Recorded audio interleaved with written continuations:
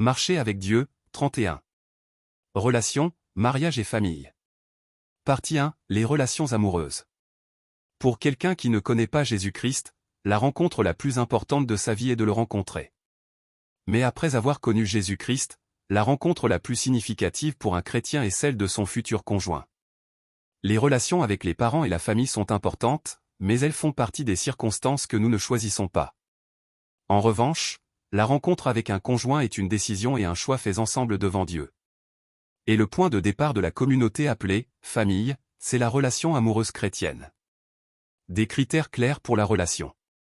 Lorsqu'une relation entre un homme et une femme chrétien évolue de l'amitié vers une relation amoureuse, il y a des points de contrôle essentiels à examiner. Il y a des lignes claires et des standards à respecter. Premièrement, un chrétien ne doit envisager une relation amoureuse qu'avec un autre chrétien partageant la même foi et la même théologie. Il peut y avoir bien d'autres considérations, mais celle-ci est la plus fondamentale. Ne vous mettez pas avec les infidèles sous un joug étranger. Car quel rapport y a-t-il entre la justice et l'iniquité? Ou qu'y a-t-il de commun entre la lumière et les ténèbres? Quel accord y a-t-il entre Christ et Bélial? Ou quelle part a le croyant avec le non-croyant? Quel rapport y a-t-il entre le temple de Dieu et les idoles? Partager la même foi et la même théologie signifie croire que les 66 livres de la Bible sont la parole de Dieu, confesser que Jésus-Christ est le Fils de Dieu et le seul Sauveur, et être né de nouveau. Cela exclut ceux qui fréquentent l'Église simplement par tradition ou par habitude, ou ceux qui sont impliqués dans des hérésies. Toute relation n'a pas forcément pour but le mariage, mais une relation sans aucune perspective de mariage n'est pas recommandée. Ainsi, si une relation peut potentiellement conduire au mariage, sortir avec une personne non-croyante n'est pas acceptable.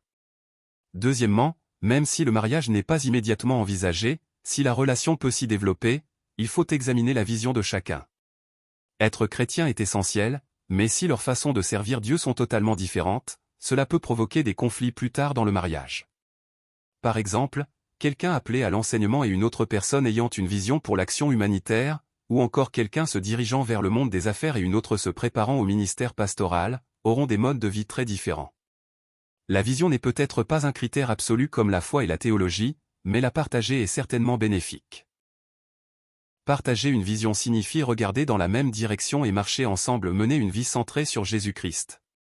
Gardons les yeux fixés sur Jésus, le chef et le consommateur de la foi, qui, en vue de la joie qui lui était réservée, a souffert la croix, méprisé la honte, et s'est assis à la droite du trône de Dieu. Troisièmement, la personnalité et le tempérament comptent aussi beaucoup dans une relation chrétienne. En réalité, la plupart des couples ont des tempéraments différents. Il n'est pas nécessaire d'être identique ni complètement opposé, mais les tempéraments différents permettent souvent de combler les faiblesses de l'autre. Ces différences peuvent poser des défis, mais avec le temps, elles deviennent des sources de grâce qui œuvrent ensemble pour le bien. Quatrièmement, il faut examiner les relations de l'autre personne. Avant tout, observer sa relation avec Dieu. Même si sa théologie est solide et que sa foi semble forte, vit-elle aujourd'hui une relation vivante avec Dieu? Certaines personnes ont été ferventes dans le passé, mais ne le sont plus peut-être à cause des études, du travail, ou des préparatifs du mariage. Aujourd'hui, elles ne sont peut-être plus vivantes dans la parole, dans la prière, dans le service ou dans la mission. La meilleure façon d'évaluer leur relation avec Dieu, c'est d'examiner leur relation avec la parole. À quelle fréquence et avec quelle profondeur la lise-t-il et l'étudie-t-il? Quand il montera sur le trône royal, il écrira pour lui dans un livre une copie de cette loi, prise dans celle des sacrificateurs, les Lévites. Elle sera avec lui, et il la lira tous les jours de sa vie, afin qu'il apprenne à craindre l'Éternel, son Dieu, à observer et à mettre en pratique toutes les paroles de cette loi et toutes ses ordonnances. Examinez aussi comment cette personne se comporte avec les autres. Ses relations avec ses parents, ses frères et sœurs, ses amis, ses collègues et surtout avec ceux qui sont en position inférieure peuvent révéler beaucoup sur son caractère. Relation à l'argent et au temps. L'attitude face à l'argent est un point de contrôle important. Gagne-t-elle son argent honnêtement et avec diligence? Ou espère-t-elle toujours avoir un coup de chance? Reconnaît-elle que l'argent vient de Dieu et doit revenir à Dieu? Car qui suis-je, et qui est mon peuple, pour que nous puissions te faire ces offrandes volontaires? Tout vient de toi, et nous recevons de ta main ce que nous t'offrons. Éternel, notre Dieu, toute cette abondance que nous avons préparée pour te bâtir une maison, pour ton saint nom, vient de ta main, et tout est à toi. Certains gagnent beaucoup, mais sont avares envers Dieu et envers les autres. Ce qui compte plus que de gagner beaucoup, c'est de gagner honnêtement et d'utiliser ses ressources avec justice. La relation au temps est tout aussi importante. La paresse est un mal. Le temps aussi vient de Dieu et doit être administré fidèlement. Pour qui est cette relation?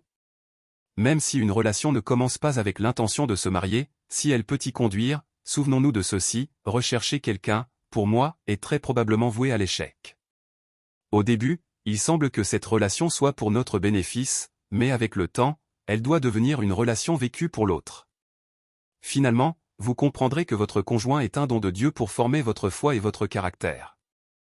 Il ou elle n'existe peut-être pas pour répondre à vos besoins, mais peut devenir une épreuve qui affine votre croissance spirituelle. Qui peut-on espérer rencontrer? Un étudiant qui ne travaille pas mais rêve d'entrer dans une grande université est irréaliste. Une personne qui ne fait aucun effort mais espère un bon emploi se trompe elle-même. De même, si vous espérez rencontrer quelqu'un avec une foi forte, de la maturité, un bon caractère, de l'éducation, une belle apparence et des ressources, alors vous devez d'abord devenir vous-même une telle personne. La plupart des gens se retrouvent avec quelqu'un d'un niveau similaire. Si votre maturité spirituelle est élevée, les personnes autour de vous le seront probablement aussi. Si elle est faible, le même principe s'applique. Pour connaître une personne, regardez ses amis.